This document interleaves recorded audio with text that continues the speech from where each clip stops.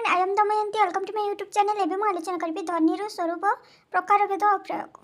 Already मु रस और रीतिर स्वरूप प्रकारभेद प्रयोग आलोचना कर सारी। ध्वनि ध्वनिर स्वरूप ध्वनि सिद्धांत प्रतिपादक प्रथम ग्रंथ ध्वन्यालोक और तार प्रतिष्ठाता आनंदवर्धन ध्वनि को काव्यर आत्मा रूपे अभिहित करिसेंती। ध्वनिर प्रतिष्ठाता के? ध्वनिर प्रतिष्ठाता होउचंती आनंदवर्धन। से ध्वनि को कौन कहिसेंती ना काव्यर आत्मा बोली कहिसेंती। हैला एडा मने रखबे, शॉर्ट क्वेश्चन आसे। ध्वनि को काव्यर आत्मा बोली के कहिसेंती? आनंदवर्धन ध्वनिर प्रतिष्ठाता। तांकर प्रचंड प्रतिभा, मौलिक आलोचना, गभीर विद्वत्ता अलंकार शास्त्र रे उक्त वाद को लोकप्रिय कराइबारे यथेष्ट साहाय्य करिछि। हैला यहाँ व्यतीत अभिनव गुप्तंक ध्वन्यालोक लोचन टीका एही मतवाद को अधिक सारगर्भक, सत्वपूर्ण, प्रामाणिक तथा जनप्रिय कराइबारे प्रमुख भूमिका ग्रहण करिछि। संस्कृत अलंकार शास्त्र इतिहास रे ध्वनिवादर प्रतिष्ठाता पूर्वर रस, रीति और अलंकार आदि गण सिद्धांत मान प्रतिष्ठा करिथिले। हैला हमर ध्वनि सृष्टि हेबा पूर्वर हमर रस, रीति एगुड़िक सब सृष्टि हो सारी। हे ध्वनि संपर्क रे प्रत्यक्ष रे कहीं किछि मत व्यक्त करि नथिले। माने रस, रीति ता पूर्वर जो सृष्टि हेतला तो ध्वनि विषय रे कहीं भी किछि कहि नथिले। सर्वप्रथमे आनंदवर्धन यार विधिवत आलोचना करथिले। तो सर्वप्रथमे आमर ध्वनिर किए आरंभ करथिले? आनंदवर्धन। तांको पूर्वर कहीं भी आरंभ करि नथिले। ध्वनिवादी आनंदवर्धनଙ୍କ पूर्वर संस्कृत वाङ्मय रे यार सत्ता किंतु विद्यमान थिला। हैला स्वयं ध्वनिकार आनंदवर्धन यार आरंभ रे सूचना दे कहिसंती काव्यर आत्मा होची ध्वनि। आनंदवर्धन कौन कहिसंती ना काव्यर आत्मा होची ध्वनि। प्राचीन कालरू काव्य तत्व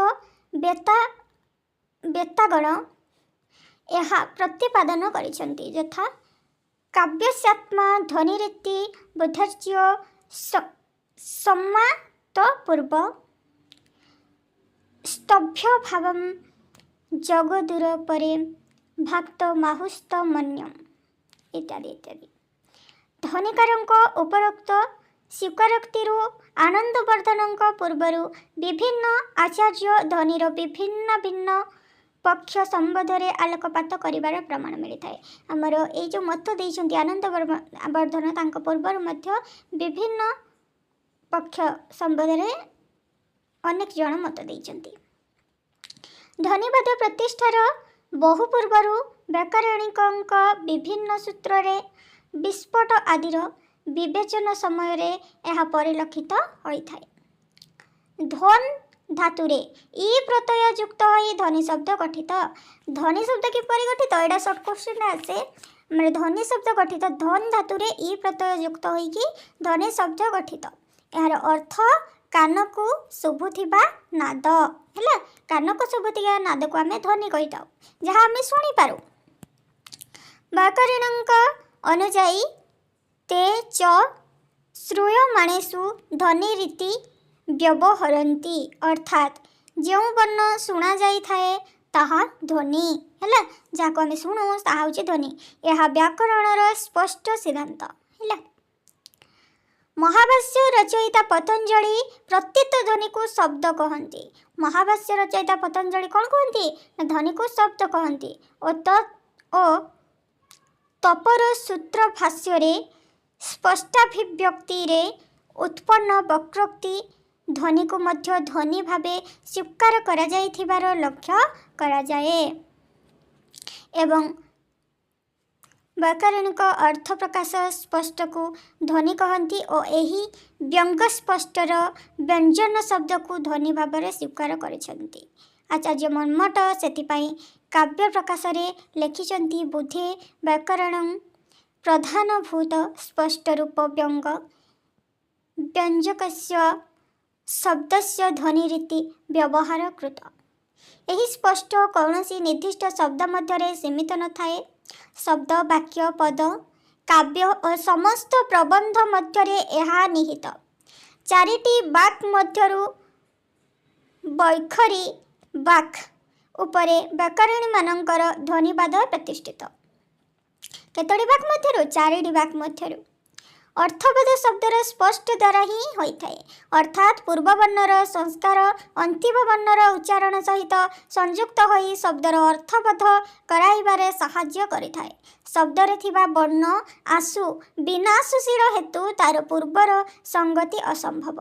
व्याकरणिक गण स्पष्ट बा पदस्पष्ट वर्णस्पष्ट वाक्य स्पष्ट आदि 8 प्रकार स्पष्ट को स्वीकार करिसंती। एहार तात्पर्य होउची पदरे सन्निवेशित वर्ण समूह आसु विनाशी होइथिबारु सेठारु अर्थ प्रतीत संभव हैला। श्रोतार कर्णरे प्रत्येक पदर वर्ण प्रवेश करिबा संगे संगे विलीन होई जाई थांती। उदाहरण पाई रमा शब्द को ग्रहण करा जाई पारे। एही शब्दरे यथाक्रमे र अ म आ 4टी वर्ण रही। आम जदि रमा बोली आम उच्चारण करूँ र मा कहूँ र आउ ओ आसूची मारे म आउ आ आसूची तो 4टी वर्ण आसूची। अ वर्ण उच्चारण बेला को र ओ आ वर्ण उच्चारण बेला को म विलीन हो जाए। तो आम जिते रमा उच्चारण करूँ र जिते उच्चारण करूँ ओटा आमर लुप्त होगी अच्छी खाली रटा देखा जाऊँगी। माँ आम जिते उच्चारण करूँ आटा आमर लुप्त होगी अच्छी। से लुप्त र उच्चारण बा लुप्त र उच्चारित ओ उच्चारित हेबाकु थिबा म ओ आ मध्यरे कौनसी संपर्क स्थापित होई पारे नाही।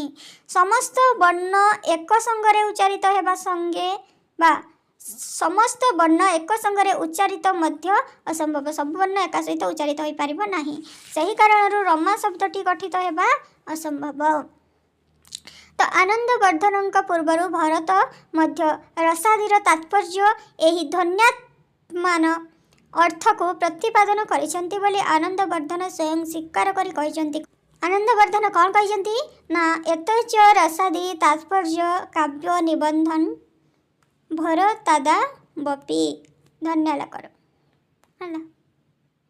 पारिभाषिक रूप से अभिनवगुप्त यही ध्वनि शब्दर जो अर्थ स्वीकार करिसेंती ताहा आमर अभिनवगुप्त कौन कहिसेंती देखंतु ना एक रे ध्वनितः य सह व्यंजक शब्द ध्वनि जहाँ ध्वनि करे बा कराए से व्यंजक शब्द ध्वनि है। ध्वनि कौन ना जहाँ ध्वनि करे बा कराए से हूँ व्यंजक शब्द ध्वनि। सेहीपरि ध्वनितः ध्वनिति बा यो स व्यंजक ध्वनि माने कौन जहाँ ध्वनि तो करे बा कराए से हूँ व्यंजक अर्थ ध्वनि। सेपरि मैंने कही तापरे देखिबा वाच्यार्थ व्यंगार्थ मानवर व्यावहारिक जीवन में व्यवहृत होउतिबा शब्द मानकर मुख्यतः 3टी रूपर परिकल्पना करा जायछि। केतोटी रूपर परिकल्पना करा जायछि 3टी रूपर। उक्त 3टी रूप यथाक्रमे वाच्यार्थ लक्ष्यार्थ और व्यंगार्थ भाव में परिचित है। पुनराय एहा जो विशिष्ट 3टी शब्दोक्ति द्वारा प्रकाश लाभ करिथाए ताहा अभिधा लक्षणा और व्यंजना भावे परिचित। कौन कौन ना 3टी कौन कौन ना अभिधा लक्षणा और व्यंजना। अभिधा शक्ति द्वारा वाच्यार्थ लक्षणा शक्ति द्वारा लक्ष्यार्थ और व्यंजना शक्ति द्वारा व्यंगार्थ व्यक्त होता है। आमर कौन होता है ना वाच्यार्थ आमर लक्षणा शक्ति द्वारा लक्ष्यार्थ व्यंजना शक्ति द्वारा व्यंजार्थ व्यंगार्थ होता है। सेथिपाई विश्वनाथ कविराज कौन लिखिछंती ना वाच्यार्थ चभिथया बद्धौ लक्षणया मतः व्यंग व्यंजनया तो स्युस्तित्रः शब्दस्य शक्तय। साहित्य दर्पण रे कौनसी शब्दर श्रवण मात्रे जो स्वाभाविक अर्थर परिप्रकाश घटिताए ताहा ही वाच्यार्थ। वाच्यार्थ क्या कहवा ना कौनसी शब्दर श्रवण मात्रे माने गोटे शब्द को आम जो शुणुचु से शुणा मात्रे जो स्वाभाविक अर्थर परिप्रकाश हुए आम जहाँ बुझी था से शब्दर अर्थ आम जहाँ बुझी था ताहा ही वाच्यार्थ है। अवस्था भेद अनुजाई अर्थात जाति द्रव्य क्रिया गुणानुसारे यह भिन्न भिन्न होता है। आमर जाति द्रव्य क्रिया अनुसार यह भिन्न भिन्न कौन ना वाच्यार्थ। ବାଚ୍ୟାର୍ଥ ବ୍ୟବହାର ହେବା ପରେ ତାହା ସ୍ଥାନରେ ଆରୋପିତ ଅନ୍ୟ ଅର୍ଥ ଲକ୍ଷ୍ୟାର୍ଥ। ସମୟେ ସମୟେ କାବ୍ୟ ବା ଶବ୍ଦମାନଙ୍କରୁ ବାଚ୍ୟାର୍ଥ ଓ ଲକ୍ଷ୍ୟାର୍ଥ ପ୍ରତୀତ ହୋଇସାରିବା ପରେ ସେଥିରୁ ଅନ୍ୟ ଏକ ନୂତନ ଅର୍ଥ ବ୍ୟଞ୍ଜିତ ହୋଇଥାଏ।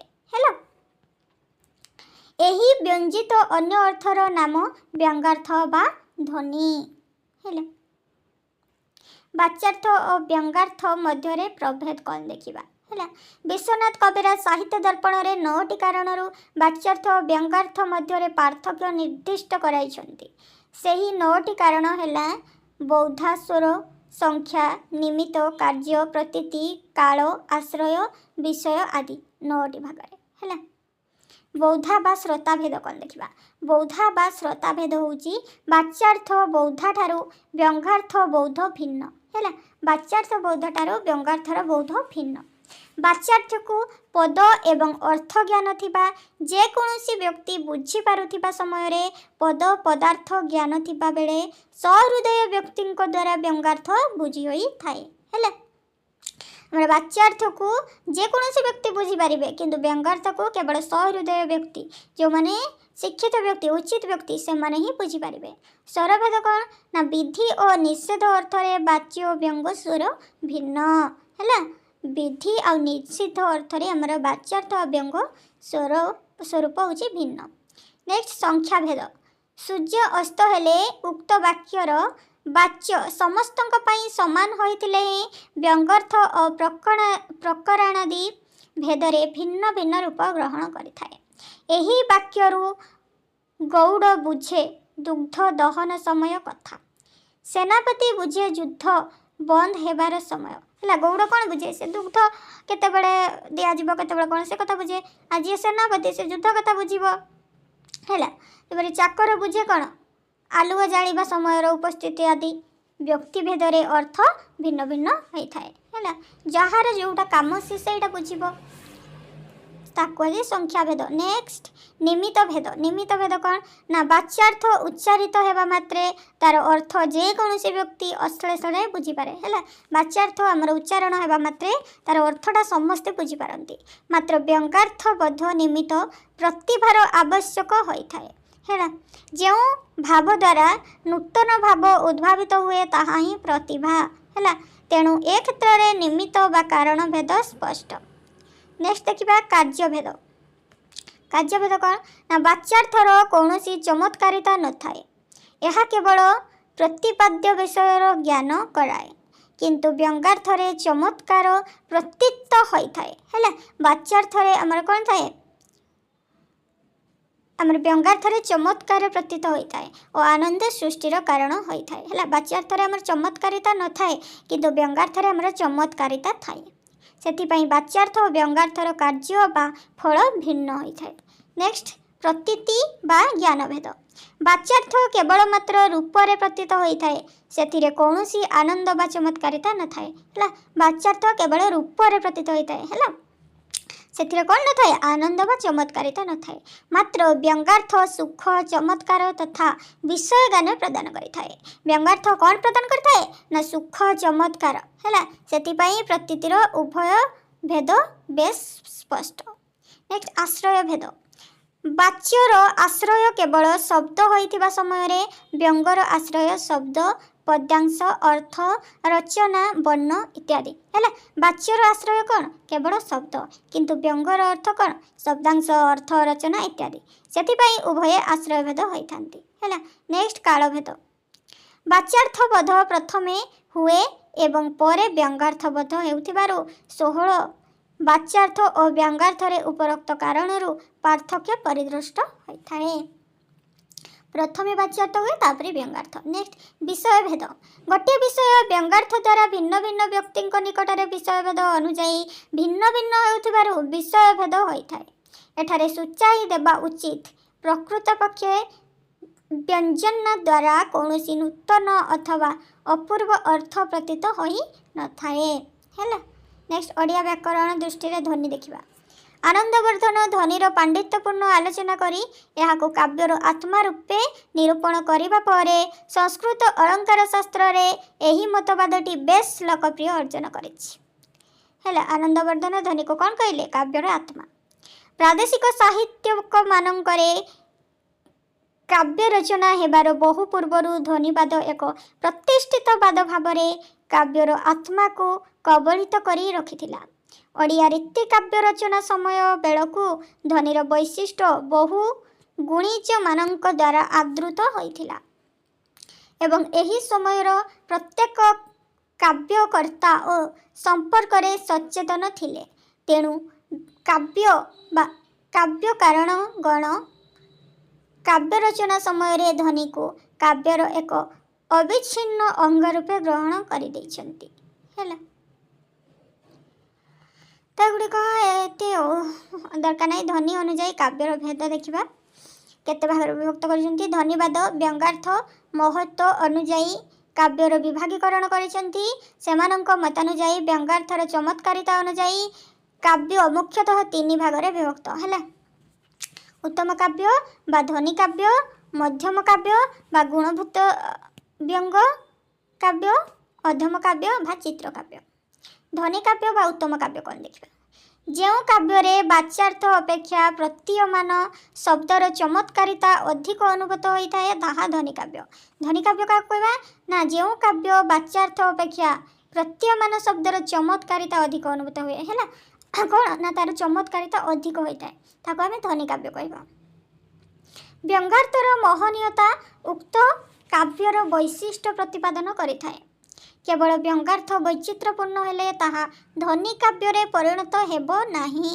ସେଥିପାଇଁ ବାଚ୍ୟାର୍ଥର ସଙ୍ଗତି ମଧ୍ୟ ରକ୍ଷିତ ହେବା ଆବଶ୍ୟକ।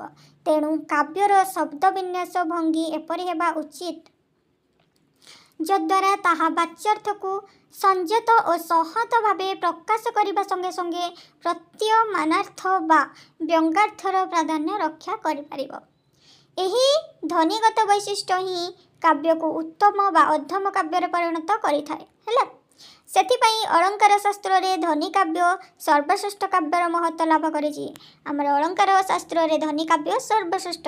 ହେଲା, ସାହିତ୍ୟ ଦର୍ପଣକାର ବିଶ୍ୱନାଥ କବିରାଜ ତେଣୁ ଲେଖିଛନ୍ତି ବାଚ୍ୟା ତିସାଇନି ବ୍ୟଙ୍ଗ ଧ୍ୱନିସ୍ତତ୍ କାବ୍ୟମୁତ୍ତମମ୍। ଏହି ଧ୍ୱନି କାବ୍ୟ ସର୍ବଦା ଉଚ୍ଚକୋଟୀର ପ୍ରତିଭାକୁ ଅପେକ୍ଷା ରଖେ। ଓଡ଼ିଆ ରୀତି ସାହିତ୍ୟରେ ପରିମାଣାତ୍ମକ ଦୃଷ୍ଟିରୁ ଧ୍ୱନି କାବ୍ୟମାନଙ୍କର ସଂଖ୍ୟା ନିତାନ୍ତ ସ୍ୱଳ୍ପ। ହେଲା, ଓଡ଼ିଆ ରୀତି ସାହିତ୍ୟରେ ଧ୍ୱନି କାବ୍ୟମାନଙ୍କର ସଂଖ୍ୟା କ'ଣ? କମ୍। ଏ ଦୃଷ୍ଟିରୁ ଦୀନକୃଷ୍ଣ ଦାସ, ରସକଲ୍ଲୋଳ ଓ ଉପେନ୍ଦ୍ର ଭଞ୍ଜ ଲାବଣ୍ୟବତୀ କାବ୍ୟ ନିଶ୍ଚିତ ଭାବରେ ପ୍ରତିନିଧି ସ୍ଥାନୀୟ। ତଥାପି ଅନ୍ୟ କେତେକ ରୀତି କାବ୍ୟରେ ଏହି ଧ୍ୱନିଗତ ଚମତ୍କାରିତା ପରିଲକ୍ଷିତ ହୋଇଥାଏ। ବିଦଗ୍ଧ ଚିନ୍ତାମଣିରୁ ଏପରି ଏକ ଧ୍ୱନି କାବ୍ୟର ଉଦାହରଣ ଦିଆଗଲା। କ'ଣ ନା ପ୍ରବାସୀ କେ କହେ ପ୍ରବାସିନୀ କି କାହିଁକି କରି ବଞ୍ଚିବା ନିଶିକି ମକାନ୍ତ ସେବନ୍ତୀ ନରପତିଙ୍କି ସେଘେନି ମୁହିଁ ସର୍ବଦା ଏକାକୀ ଚଉର ଭୟେ ଜାଗ୍ରତ ନୀତି ନିଦରେ ଆସହେ କୁହେ ଯୁବତୀ। ଉକ୍ତ ପଦର ବାଚ୍ୟାର୍ଥ ହେଲା କୌଣସି ଏକ ପ୍ରବାସୀ ରାତ୍ରି ଯାପନ ଉଦ୍ଦେଶ୍ୟରେ ସ୍ଥାନ ଅନ୍ୱେଷଣ କରୁଥିବା ସମୟରେ ଜଣେ ନାରୀ ତାଙ୍କୁ ଉତ୍ତର ଦେଇଛି। ହେଲା, ଜଣେ ଯେତେବେଳେ ରାତ୍ର ଯାପନ କରିବାକୁ ଯାଉଛି ସେତେବେଳେ ଜଣେ ନାରୀ ଉତ୍ତର ଦେଇଛି। ସ୍ୱାମୀ ତାଙ୍କର ରାଜକର୍ମଚାରୀ, ସେ ରାଜକର୍ମରେ ବ୍ୟସ୍ତ ରହୁଥିବାରୁ ନାରୀଟିଏ ଏକା ଅଛି। ହେଲା, ଜଣେ ରାତ୍ରିରେ ଜଣେ ଲୋକ ଯାଉଛି, ସେ ରହିବା ପାଇଁ ଜାଗା ଖୋଜେ। ସେତେବେଳେ ଜଣେ ସ୍ତ୍ରୀ କହୁଛି ଯେ ମୋ ସ୍ୱାମୀ ହେଉଛି ସେ ରାଜକର୍ମଚାରୀ, ତେଣୁକରି ମୁଁ ଏକା ଅଛି ବୋଲି କହୁଛି। ଚୋର ଉପଦ୍ରବ ଯୋଗୁଁ ରାତ୍ରି ସାରା ଉଜାଗର ରହିବାକୁ ପଡ଼େ। ଯେହେତୁ ଚୋରର ଭୟ ଅଛି ତେଣୁକରି ମୁଁ ରାତି ସାରା ଉଜାଗର ହୁଏ। ତେଣୁ ପଥିକ ନିଶ୍ଚିତ ମନରେ ସେଠାରେ ରାତ୍ରି ଯାପନ କରିପାରନ୍ତି। ତେଣୁକରି ସେ କହୁଛି ଯେ ତୁମେ ନିଶ୍ଚିତ ଭାବରେ ଏଠି ରହିପାରିବ ବୋଲି କହୁଛି। ମାତ୍ର ଏହି ମୁଖ୍ୟାର୍ଥର ଅନ୍ତରାଳରେ ଅନ୍ୟ ଯେଉଁ ବିଶେଷ ଅର୍ଥ ବିଦ୍ୟମାନ ତାହା ହିଁ ଉକ୍ତ ପଦଟିର ବୈଶିଷ୍ଟ୍ୟ। କିନ୍ତୁ ଏହି ପଦର ଆଉ ଗୋଟିଏ ଅର୍ଥ ବୁଝାଯାଉଛି। ବାସ୍ତବରେ ଉକ୍ତ ପଦର ବ୍ୟଙ୍ଗାର୍ଥ ହେଉଛି ଉକ୍ତ ବ୍ୟଙ୍ଗାର୍ଥ କ'ଣ ନା ଯୁବତୀ ବୟସରେ ସ୍ୱାମୀ ସର୍ବଦା ରାଜକାର୍ଯ୍ୟରେ ଦୂରରେ ରହୁଥିବାରୁ ସେ ଏକାକିନୀ ଏବଂ ବିରହିଣୀ। ହେଲା, ସେ ଏକା ତ ଅଛି କିନ୍ତୁ ବିରହିଣୀ ମଧ୍ୟ, ଯେହେତୁ ତା ସ୍ୱାମୀ ତାଠାରୁ ଦୂରରେ ଅଛି। ଚୋର ଭୟ ପାଇଁ ଉଜାଗରରେ ରାତ୍ରି ଯାପନ କରୁଥିବାରୁ ପଥିକ ତା ସହିତ ଆନନ୍ଦରେ ଶୃଙ୍ଗାର କ୍ରୀଡ଼ା କରି ରାତ୍ରି ଯାପନ କରନ୍ତି। ନା ନାଇଁ, ଏଇଟା ବି ତାର अर्थ हो पारे दीटा अर्थ तार हो पार आउ गोटे मत उदाहरण देती रसकल्लोल काव्य है तो यहाँ देखिए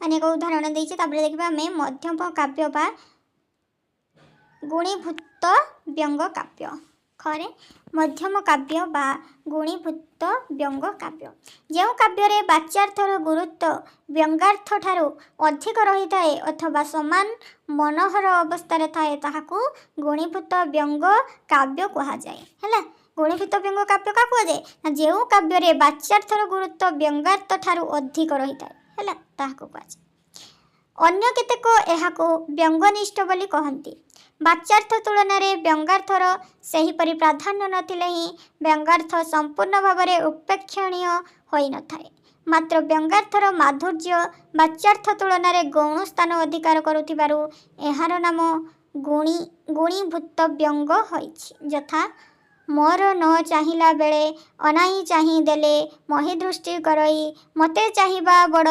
सरधा लाज कृपण करुथाई बाधा ये सुवर्ण रेखा उपेन्द्र भंज यार अर्थ कौन ना उपरोक्त पद्यांश नायिकार नायक को देखिबार श्रद्धा भाव है नायिका नायक नायिका को देखिबार श्रद्धा भाव लज्जा द्वारा बाधा प्राप्त हुए बोली सूचाए मिलन रे हे नायिकार देखी न देखिला भावरु व्यंगार्थर सूचना प्रदत्त है मात्र वाच्यार्थ उक्त पदर मुख्यार्थ होइथिबारु एहा गुणीभूत व्यंग काव्यर लक्षण अनुरूप भाव में अन्य एक उदाहरण उद्धार करागला गोटे उदाहरण दिगला कौन ना विमल आदर्श परात हृदम बंचिबा बिंब थिब वरुण दिग्ग तरणी तरुलता अनाई अनाई धव वैदेश्य विलास उपेन्द्र भंज नेक्स्ट गोरे देखिबा चित्र काव्य बा अधम काव्य शब्द अर्थालंकार युक्त रचना चित्रकाव्य अंतर्भुक्त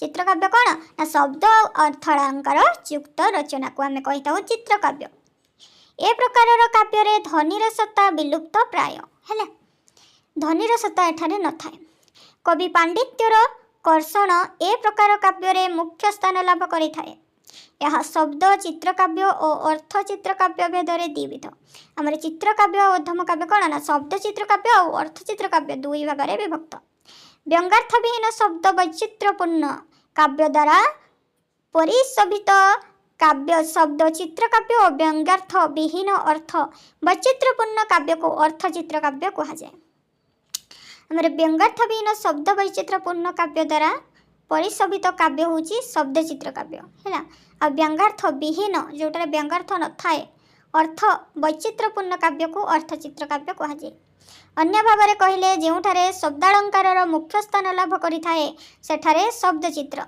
है आउ जोठारे अलंकार प्राधान्य लाभ करिथाए सेठारे अर्थ चित्र होइथाए है तो शब्द चित्र काव्यर उदाहरण देखिबा घेनी घन काल कालमणि विद्यु जाल जाल अग्निवृष्टि महज्वल जल रसिक विकल कल कलनाकी बोले चल चल प्रिया पासे खत माल माल हे प्रेम सुधानिधि उपरोक्त उदाहरण रे शब्दाश्रित युग्म जमकर वैचित्र परिदृष्ट होउथिबारु एठारे शब्द चित्रकाव्य रही है नेक्स्ट देखंतु अर्थ चित्रकाव्यर उदाहरण कनक लतारे कमल कलरे विलासे बेनी इंदिवर कुंद कली संगे फुटी अछि रंगे बंधु जीवन मर महर कमल ककनदरे गंध फड़ी किकरी विधाता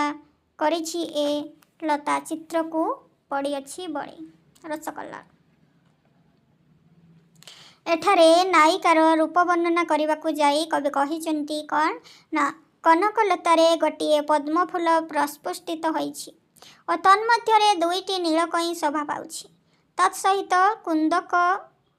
कुंदकलिका युक्त बधुरी फूल और चंपा फूल मध्य फुटिछि अलंकार लक्षण अनुजाई जहाँ तुलना करा जाए ताहा उपमेय और जहाँ सहित तुलना करा जाए ताहा उपमान एठारे कवि उपमेय नायिकार शरीर मुख चंद्र दंत अधर अंगुड़ी हस्तपापुली आदिर उल्लेख न करी କେବଳ ଉପମା, କନକଲତା, କମଳ, ଇନ୍ଦିବର, କୁନ୍ଦଳୀ, ବଧୂଳି, କକନଦ ଆଦି ଉପମାମାନଙ୍କର ଉଲ୍ଲେଖ କରିଥିବାରୁ ଅତିଶୟୋକ୍ତି ଅଳଙ୍କାର ହୋଇଛି। ହେଲା, ତାପରେ ଧ୍ୱନିଭେଦରେ ଓ ଓଡ଼ିଆ କାବ୍ୟ ପରମ୍ପରାରେ ତାର ପ୍ରୟୋଗ କିପରି ହେଇଛି ଦେଖିବା। ଧ୍ୱନିଭେଦ ସମ୍ପର୍କରେ ଆଲୋଚନା କରିବାକୁ ଯାଇ ଆଳଙ୍କାରିକଗଣ ଏହାର ବହୁଭେଦ ନିରୂପଣ କରିଛନ୍ତି। ଆଚାର୍ଯ୍ୟ ମମ୍ମଟ ଏହାର ସଂଖ୍ୟା 1000 ଟିକେ ବୋଲି କହିଛନ୍ତି। ତ ଅନେକ ଜଣ ଅନେକ କହିଛନ୍ତି। ତ ଲକ୍ଷଣମୂଳ ଧ୍ୱନି ବା ଅବକ୍ଷ ଧ୍ୱନି, ଅର୍ଥାନ୍ତର ସଂକ୍ରମିତ ବାଚ୍ୟ ଧ୍ୱନି,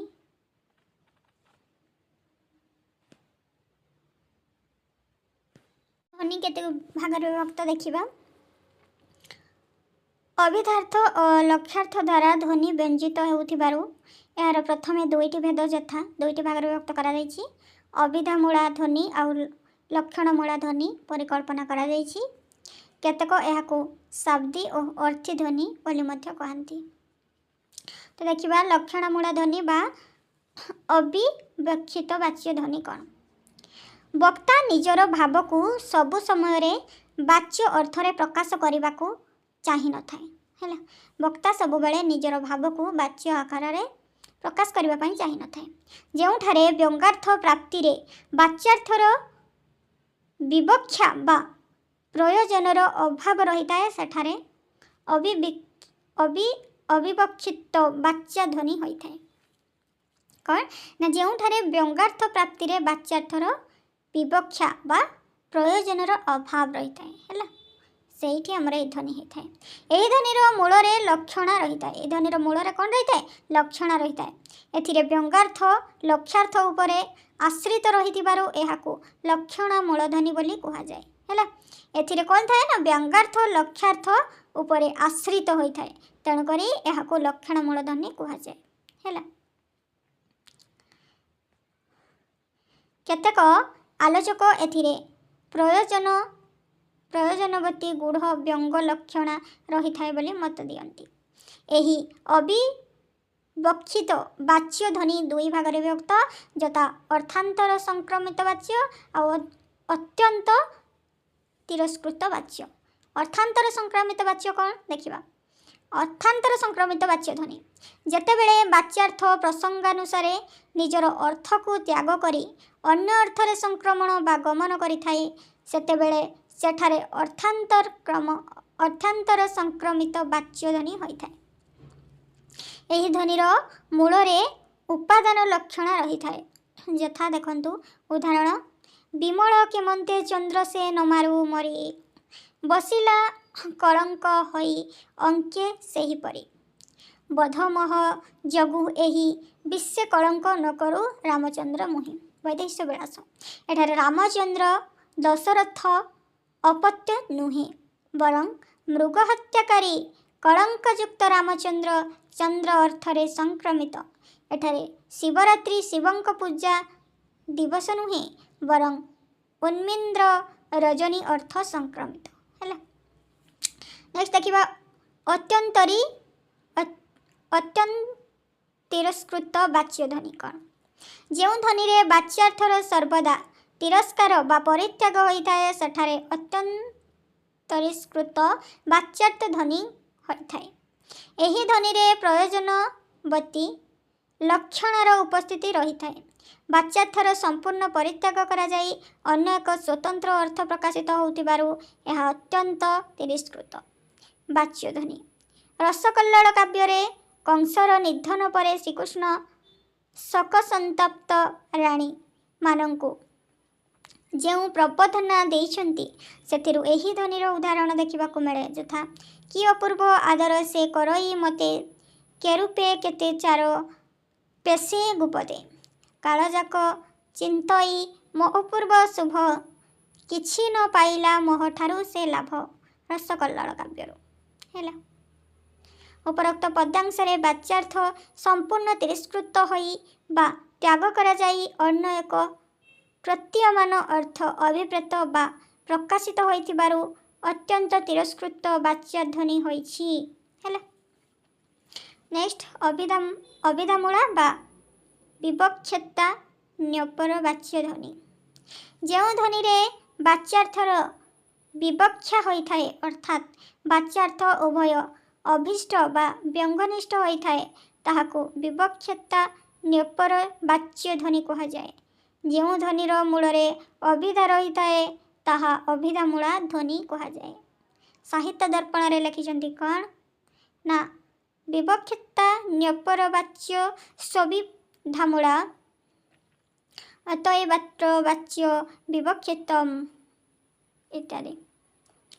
ए प्रकार ध्वनि रे वाच्यार्थर स्थिति रहिबा संगे संगे यह व्यंगार्थ सहायक होता है। नेक्स्ट देखिबा अंशलक्ष्य क्रम व्यंग ध्वनि बा रस्व ध्वनि। अंशलक्ष्य क्रम व्यंग ध्वनि बा रस्व ध्वनि काव्य रे मुख्यतः तीनोटी ध्वनि विशेष गुरुत्वपूर्ण भूमिका ग्रहण करिथांती। सही तीनोटी ध्वनि है रस्व ध्वनि, वस्तु ध्वनि और अलंकार ध्वनि। रस्व ध्वनि अंशलक्ष्य क्रम व्यंगार्थ ध्वनि अंतर्भुक्त होइतिबा समय रे अन्य दुईटी ध्वनि संलक्ष्य क्रम व्यंग ध्वनि अंतर्भुक्त हैला। हमर रस्व ध्वनि और वस्तु ध्वनि होछि उक्त ध्वनि को अंशलक्ष्य क्रम व्यंग ध्वनि कहवा उद्देश्य होछि एथिरे व्यंगार्थ आउ व्यंगार्थ मध्य कौनसी क्रम लक्षित होई न थाए। अन्य ध्वनि गुड़िकरे जेपरि प्रथमे वाच्यार्थ और पर व्यंगार्थ प्रतितिर क्रम रही थाए बा अवबद्ध होई थाए एही ध्वनि रे सेहीपरि देखा जाई न थाए। वाच्यार्थ तथा व्यंगार्थर प्रतिपत्ति कहार आग बा पछ ताहा पाठक प्राय जानीपारि न थाए। अन्य भाव कहले ए प्रकार ध्वनि रे वाच्यार्थ द्वारा व्यंगार्थर प्रतीति हेबा संगे संगे अभिधा तथा व्यंजना मध्यरे कौनसी पौपापर्य संपर्क रही न थाए हैला। तो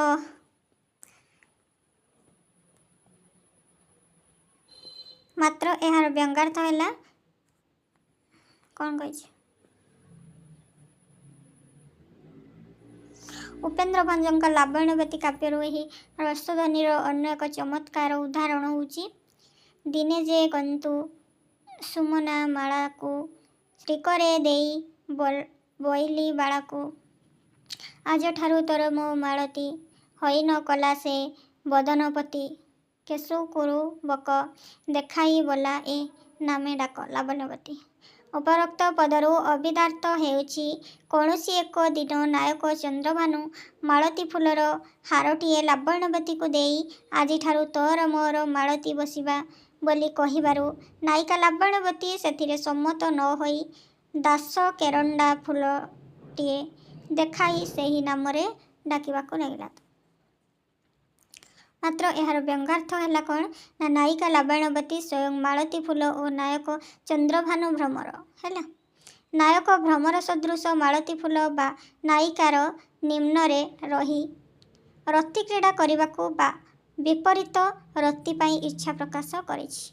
नायिका दासकेंडारी फूल परी भ्रमर उपरे और फूल तले रहिबा परी स्वाभाविक रति निमित्त स्वीकृति देछि। खरे संलक्ष्य क्रम व्यंगध्वनि संलक्ष्य क्रम व्यंगध्वनि वाच्यार्थ प्रतीतिरे जेउठारे पर्यापर्य क्रम रही थाए ताको संलक्ष्य क्रम व्यंगध्वनि कहा जाए। एथिरे वाच्यार्थ प्रतीत हेबा परे व्यंगार्थर ज्ञान लाभ होइथाए। एहाको अनुरणन ध्वनि मध्य कहा जाए। अनुरणन ध्वनि मध्य कहा जाए हैला कारण एथिरे वाच्यार्थ एवं व्यंगार्थ क्रमान्वये अभिव्यक्त होइथाए।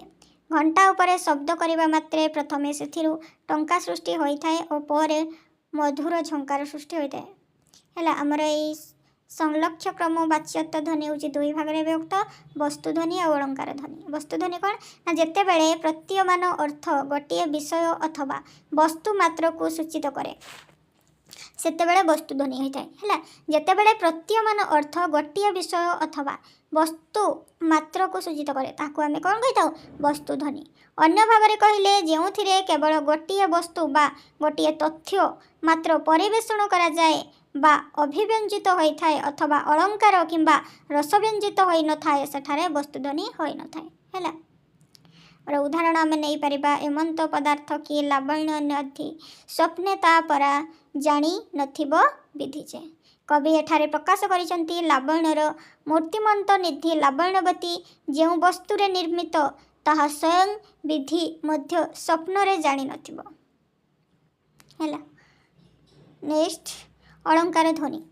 जेतेबेले कौनसी पदरु वाच्यार्थ व्यतीत व्यंगार्थरु कौनसी अलंकार व्यंजित होई थाए अथवा अभिव्यंजित पदार्थ काल्पनिक एवं वाचक शब्द द्वारा अभिव्यक्ति लाभ करी एक अलंकार रूप निए सेतेबेले बा सेठारे अलंकार ध्वनि होई थाए हैला।